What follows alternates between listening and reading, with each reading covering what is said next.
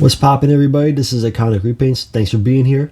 Today I'm going to be showing off a custom X Plus 30cm Yuji Sakai Burning Godzilla vinyl kit. That's right, not a figure, a vinyl kit. The mold's basically the same. So anybody who has the Yuji Sakai Burning Godzilla figure, it's the same sculpt.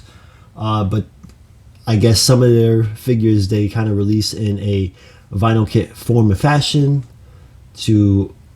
I don't know if they're marketing towards kit builders or if it's just a nice and easy way to kind of sell off some other pieces. I don't know.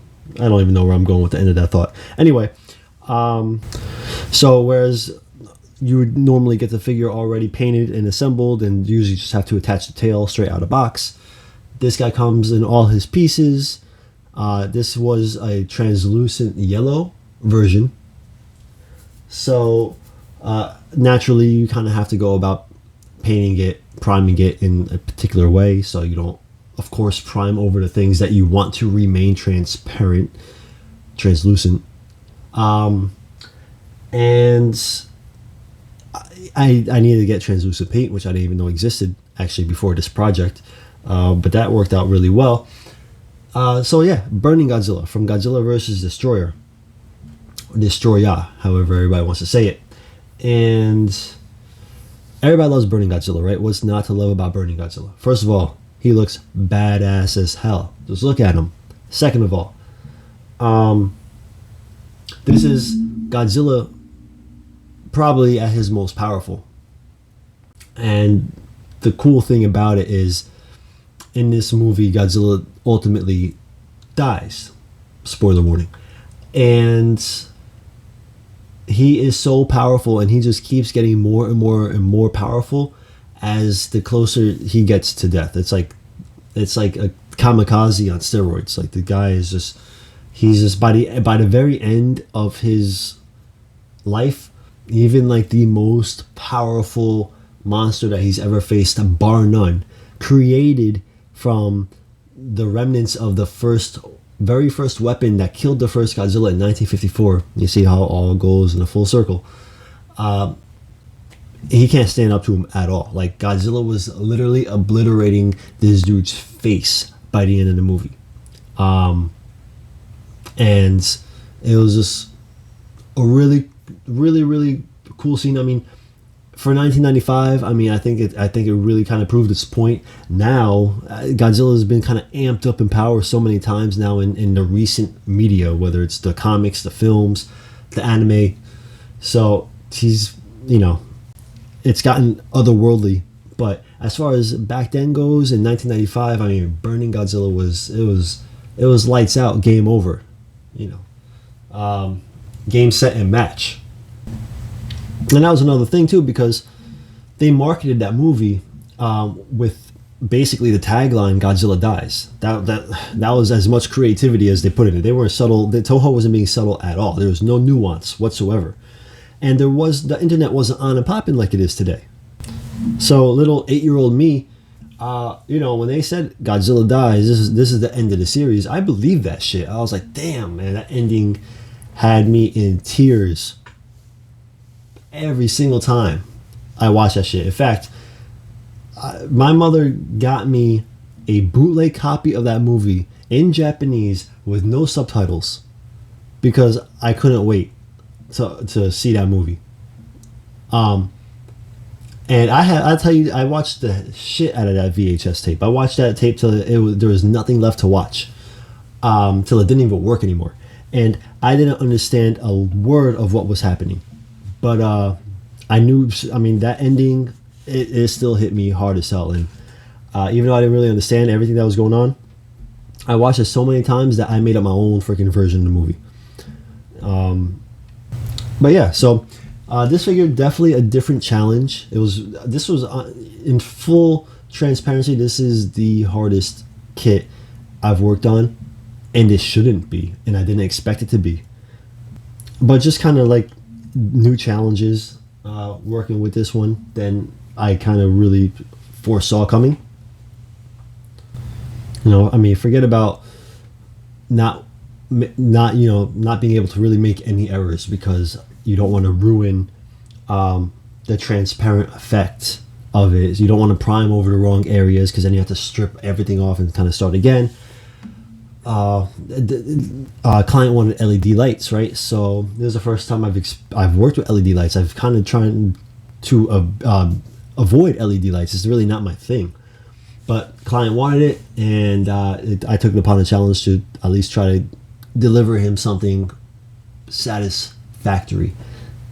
Also, client wanted a closed jaw version. This figure typically comes with a very wide, open-mouthed, roaring pose that I fully agree with the client. It looked a little silly. It made the design look a little less menacing than you'd want in a Burning Godzilla. It was intense, but just a little too exaggerated. But we went with the closed mouth to kind of stand apart and be different than the other versions of the figure. I think it was a good decision. I really liked the way it came out, but also a challenge because I ended up having to really do kind of some cosmetic surgery to this guy. Really, it wasn't just about cutting the jaw off and just closing it and filling up the seams. I tried that the first time and it ended up looking kind of goofy because this suit is supposed to have a overbite with his fangs sticking over his lower lip. And the first time I did this, I didn't have that. So it kind of took the whole aesthetic out of the face. So I had to go back and do it again. I had to cut into the cheeks and where the neck meets the mouth and kind of almost like carve a trench into that a little further back so I could line up the jaw the way it's supposed to.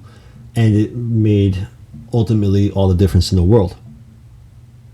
Now, me being Iconick Repaints, somebody who is trying to market and promote myself off of the repaint, I didn't want the LED lights to kind of just like steal the show. I mean, of course I want the LED lights to look good and as good as they could, but my challenge is I want this figure to look as good as it would without the LED lights. I wanted the paint to stand up to the LED lights. I wanted it to look really awesome and really badass without the lights on, and really awesome and really badass with the lights on. Ultimately, you could pick from and pull from a lot of Burning Godzilla references and a lot of pictures. I mean, some he's very orange, and some he's got a lot more yellow, and some pictures he's got a lot more red. It's just his colors kind of flicker and alter a little bit throughout the movie. So I did have a little bit of freedom there, and I did do a lot of trial and error of trying each of those methods, whether it was predominantly more orange, predominantly more red, until I finally hit a chord and a balance that I was happy with.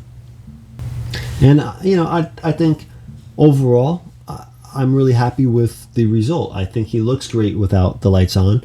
And then once you do turn the lights on, I mean, I got to be honest, it looks really great. I'm happy I was able to get most of these LED lights right, but I'm also happy to not have many more of these LED projects in my future.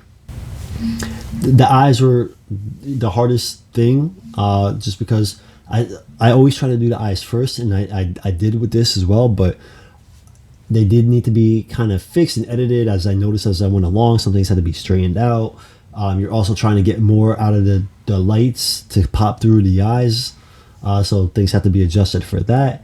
And by the time I made so many changes and did the eyes over so many times, I kind of just got stuck having to do a very intense orange.